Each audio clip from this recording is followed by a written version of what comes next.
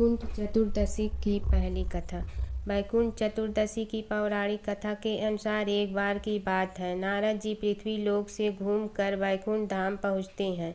भगवान विष्णु उन्हें आदरपूर्वक बैठाते हैं और प्रसन्न होकर उनके आने का कारण पूछते हैं। नारद जी कहते हैं, हे प्रभु, आपने अपना नाम कृपा निधान रखा है। इससे आपके जो प्रिय भक्त हैं वही तर पाते हैं, जो सामान्य नर नारी हैं वह वंचित रह जाते हैं। इसलिए आप मुझे कोई ऐसा सरल मार्ग बताएं जिससे सामान्य भक्त भी आपकी भक्ति कर मुक्ति पा सके। यह सुनकर विष्णु जी बोले, हे नारद, मेरी बात सुनो। कार्तिक शुक्ल पक्ष की चतुर्दशी को जो नर नारी व्रत का पालन करेंगे और श्रद्धा भक्ति से मेरी पूजा अर्चना करेंगे, उनके लिए स्वर्ग के द्वार साक्षात खुले होंगे।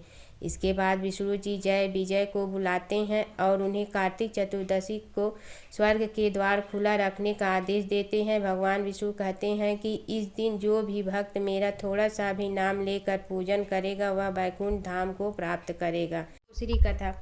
पौराणिक मतानुसार एक बार भगवान विष्णु देवाधिदेव महादेव का पूजन करने के लिए काशी आए। वहां मणिकर्णिका घाट पर स्नान करके उन्होंने 1000 स्वर्ण कमल पुष्पों से भगवान विश्वनाथ के पूजन का संकल्प किया। अभिषेक के बाद जब वे पूजन करने लगे तो शिव जी ने उनकी भक्ति की परीक्षा के उद्देश्य से एक कमल पुष्प कम कर दिया। भगवान श्री हरि को पूजन की पूर्ति के लिए 1000 कमल पुष्प चढ़ाने थे। एक पुष्प की कमी देखकर उन्होंने सोचा, मेरी आंखें भी तो कमल के ही समान है, मुझे कमल नयन और पुंडरीकाक्ष कहा जाता है। यह विचार कर भगवान विष्णु अपनी कमल समान आँख चढ़ाने को प्रस्तुत किए।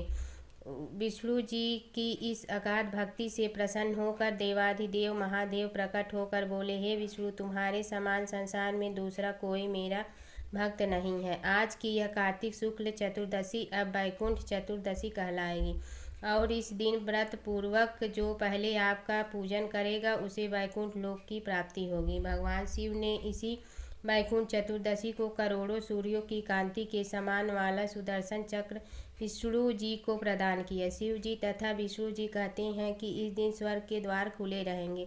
मृत लोक में रहने वाले कोई भी व्यक्ति इस व्रत को करता है वह अपना स्थान वैकुंठ धाम में सुनिश्चित करेगा। तीसरी कथा। धनेश्वर नामक एक ब्राह्मण था जो बहुत बुरे काम करता था। उसके ऊपर कई पाप थे। एक दिन वो गोदावरी नदी में स्नान के लिए गया। उस दिन वैकुंठ चतुर्दशी थी। कई भक्तजन उस दिन पूजा अर्चना कर गोदावरी घाट पर आए थे। उस भीड़ में धनेश्वर भी उन सभी के साथ था। इस प्रकार उन श्रद्धालु के स्पर्श के कारण धनेश्वर को भी पुण्य मिला। जब उसकी मृत्यु हो गई तब उसे यमराज लेकर गए और नरक में भेज दिया। तब भगवान विष्णु ने कहा, यह बहुत पापी है, पर इसने वैकुंठ चतुर्दशी के दिन गोदावरी स्नान किया और श्रद्धालु के पुण्य के कारण इसके सभी पाप नष्ट हो गए, इसलिए इसे वैकुंठ धाम मिलेगा। अतः धनेश्वर को वैकुंठ धाम की प्राप्ति हुई।